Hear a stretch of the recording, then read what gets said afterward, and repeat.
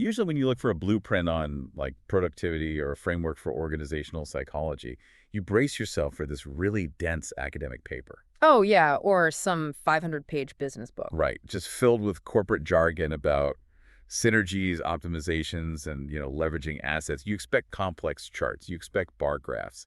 You definitely do not expect a monkey holding a banana. No, you don't. But, the best insights into human behavior and cognitive focus often come wrapped in the most unexpected packages. Which is exactly what we have today. Welcome to the deep dive, everyone. Today's source material is, well, it's a brilliantly illustrated children's book called Mission Monkeys, the Treetop Classroom Cleanup. And on its surface, it is a very lighthearted tale about some helpful monkeys bailing out an overwhelmed owl. Yeah, but the mechanics at play in this text, they serve as a remarkably sophisticated, actionable blueprint for managing your workspace, your focus, and just, your mental energy. It really is a masterclass in taming chaos, and it scales perfectly from a fictional treetop school all the way to a Fortune 500 boardroom. Okay, let's unpack this. Let's set the scene for you. We are at the Whimsy Jungle Academy, and the teacher, Professor Hootsworth, who happens to be an owl, by the way, is experiencing a total breakdown of his systems. Right, a complete collapse. He is literally staring at his classroom, hooting, "WU messed up my classroom." The learning environment is just completely shut down.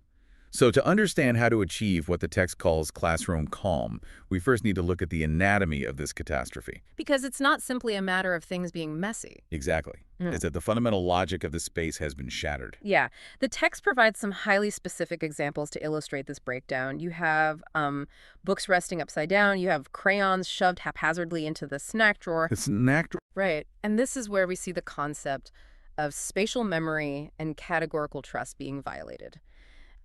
Human beings, from an evolutionary standpoint, we rely on spatial predictability to navigate our environments safely and efficiently. We build mental maps. Okay, so when things aren't where they belong. If you place a crayon in a snack drawer, you are not just putting an item in the wrong physical location, you are breaking the psychological contract of that space. Because the brain expects a certain reward, like, in this case, food, and it gets a piece of wax instead. Exactly. Which triggers a micro version of an evolutionary alarm. You lose trust in your environment, so the next time you approach that drawer, your brain has to expend cognitive energy evaluating the surroundings. Oh, wow. It has to question whether the drawer contains food or art supplies rather than simply operating on autopilot. And when an environment forces you to constantly evaluate it, you are draining the energy you actually need for work. Which brings us to, honestly, my favorite detail in the entire book. One of the monkeys, Muck, has decided to use a banana as a bookmark. A classic misstep. But he is also using it as a snack. Like, Meek's banana bookmark is the ultimate example of a failed multi-purpose tool. It perfectly illustrates the myth of multitasking. Oh, absolutely. Because you think you're being incredibly efficient. You think, I need a snack and I need to keep my place in this book. I'll just combine them. But the mechanism of doing both ruins both. The moisture and dust from the banana degrade the paper pages, and the banana itself gets covered in, ink and paper fibers. It is a brilliant visual metaphor for context switching. What's fascinating here is that when you try to force one tool to serve two contradictory functions, you introduce immense friction. It reminds me of how so many of us try to use our email inbox as a to-do list. Oh, yes. The unread email track. Right. You leave an email marked as unread because it represents a task you have to complete later in the week. By doing that, you are forcing your communication hub to act as your project management software. And suddenly you can't do either efficiently. The parallel is striking. How does the banana ruin the book? It introduces a foreign element that degrades the material. How does the inbox ruin the task? The constant, uncontrollable influx of new emails buries the unread task, degrading your visibility of the project. Yeah, you just lose it completely.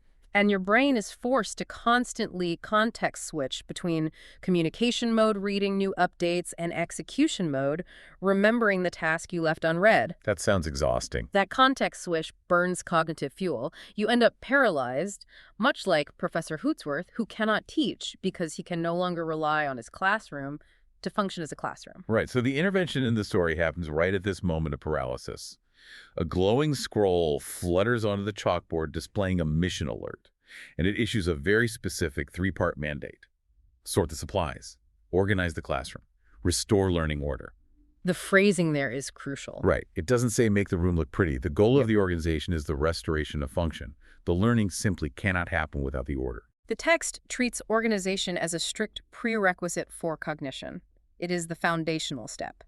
So knowing that the chaos stems from this lack of boundaries and the blurring of lines, our mission monkeys, Mia, Mila, Milo, and Mick, they begin their systemic overhaul.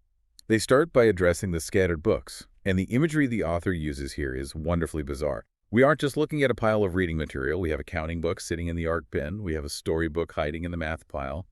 And sitting under a chair, there is a science book wearing a pair of sunglasses. I love that part. The anthropomorphism of the science book wearing sunglasses is such a fascinating touch.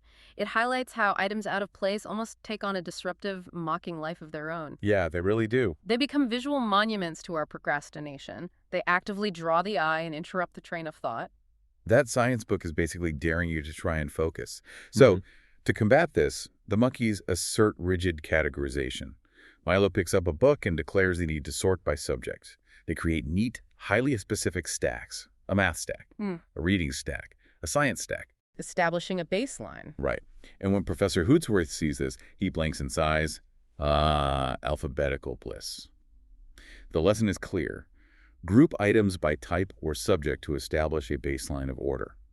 But they don't stop there. They move on to the absolute nemesis of every organized space in human history. Yeah. You find a giant overflowing box, and it was literally just labeled SDOF. The dreaded junk drawer, manifested as a box. It is the box of deferred decisions. Inside this SDOF box, they find a completely heterogeneous mix of tools. Crayons, pencils, glue sticks, scissors. Mila steps up, dictates that they must group by type, and they break the box down. All the crayons go together, all the pencils go together, glue sticks with glue sticks. When we look at this through the lens of organizational psychology, the monkeys are aggressively reducing cognitive load. A box labeled S-stuff is a point of immense cognitive friction. How so? Well, let's think about the neuroscience of what happens when you reach into a mixed box like that. Your prefrontal cortex has to make a series of rapid micro-decisions. So, you're looking for a pencil, your hand touches a glue stick, your brain has to process, is this a pencil? No. Right. You touch scissors, is this a pencil? No. And it's sharp, adjust grip. Every single one of those micro-decisions burns a tiny amount of glucose in the brain. So by the time you actually find the pencil, you've depleted the mental energy you needed to write the essay. Exactly the issue. By eliminating the stuffed box and grouping by type, the monkeys remove the friction of searching. They are making the tools immediately available to the user. The brain no longer has to ask, where is the tool? It only has to ask, what am I creating? Think about the MISC or other folder sitting on your computer desktop right now. Yeah. That is your digital SDOF box. Oh, absolutely it is. Every time you open it to find one specific PDF, your brain has to visually index 50 completely unrelated files. You are burning your glucose before you even open the document. I do want to push back on one element of this categorization process, though, because there's a specific detail in the text that feels, I don't know, a little extreme. Okay, what's that? While digging through the pencils and crayons in that SDF box, Muck pulls out a rubber chicken. Ah, yes. The novelty item introduces a very interesting dilemma. Muck holds it up, legitimately confused, and asks, where does this go? And Professor Hootsworth, who seems to have recovered his composure by this point, just bluntly sighs and says, nowhere. Nowhere. Isn't that a little too rigid? I mean, we are talking about the Whimsy Jungle Academy. Isn't there room for play in a learning environment? Are we assuming that a perfectly optimized workspace has to be completely devoid of joy or random inspiration? It is a common concern when implementing strict organizational frameworks, the fear of creating a sterile environment. But the text is teaching a vital lesson about boundaries and visual fields. Oh. The rubber chicken does not fit the categorical framework of this specific workspace. The categories they established were purely functional. Writing utensils, cutting tools, adhesives. A rubber chicken is a toy. So it's not about hating fun, it's about protecting the specific function of the desk. Exactly.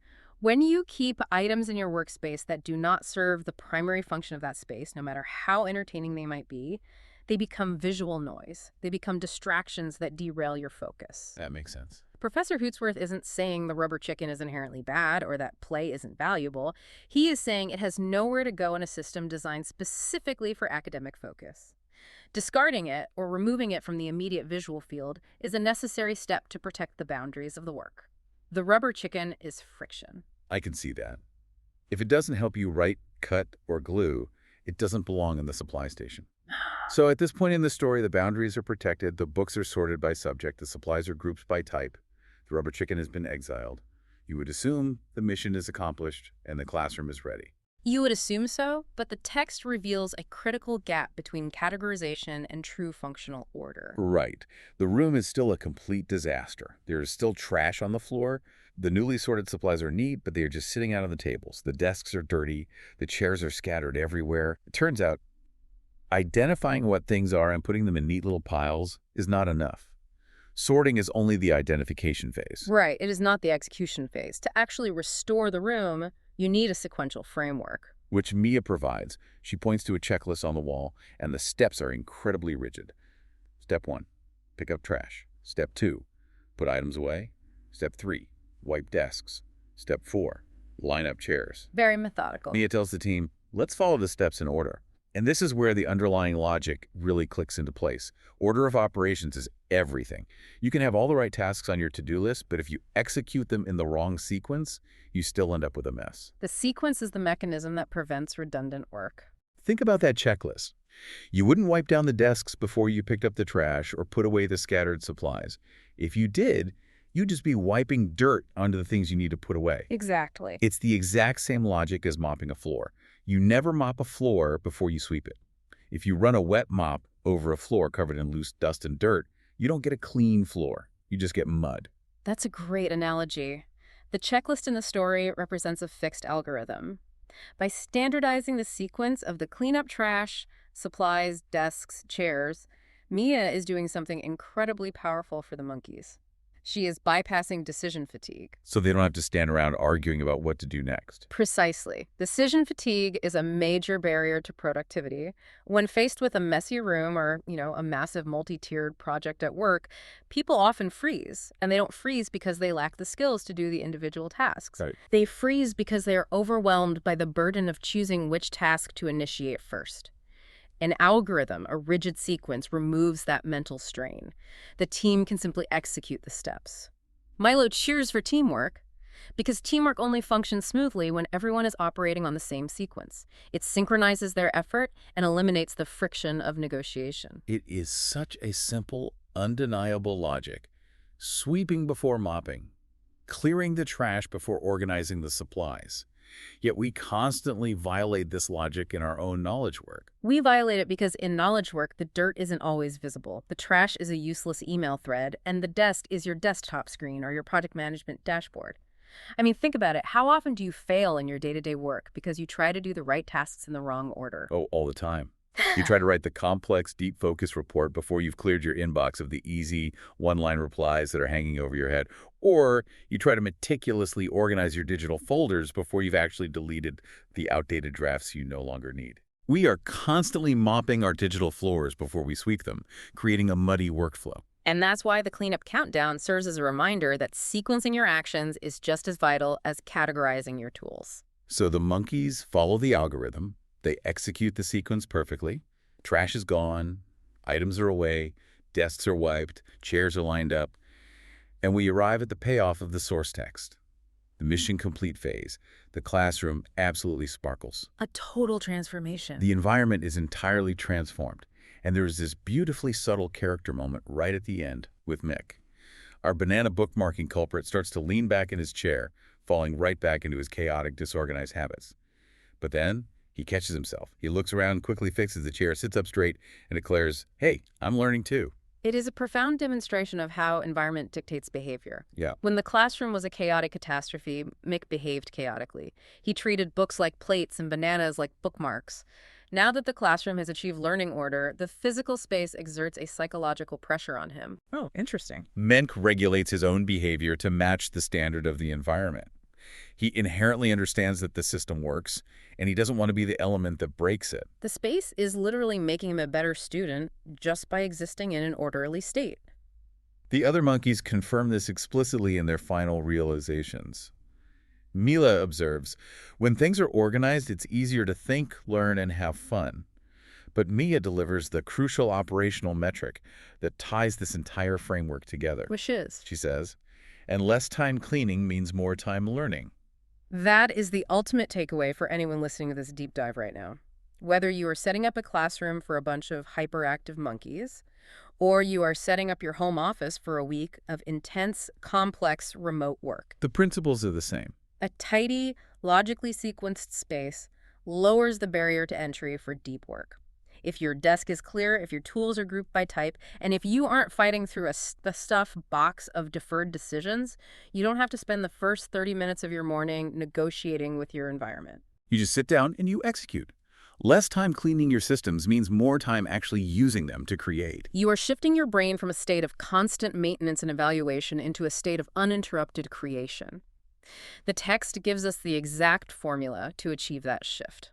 Protect your boundaries, group by type to reduce cognitive load, eliminate the friction of the stuff box, and sequence your tasks using an algorithm to avoid making mud. Sweeping before mopping. I am definitely keeping that analogy sticky in my brain. It is genuinely funny how a children's book about an owl and some monkeys can hold up such a glaring mirror to how poorly we manage our own daily workflows. It really is. But before we wrap up, I want to leave you with one final lingering mystery from the text. Something for you to really mull over as you analyze your own systems today. Ah, yes. The loose end of the organizational process. Yep. Because the text explicitly notes that at the end of the cleanup, the classroom sparkled, the books were neat, the supplies were sorted, and the rubber chicken mysteriously disappeared. It didn't just get put in a drawer, it wasn't shifted to another table, it was excised from the environment completely. Banished. So I want to challenge you today. Look at your desk. Look at your digital desktop, your phone's home screen, your calendar.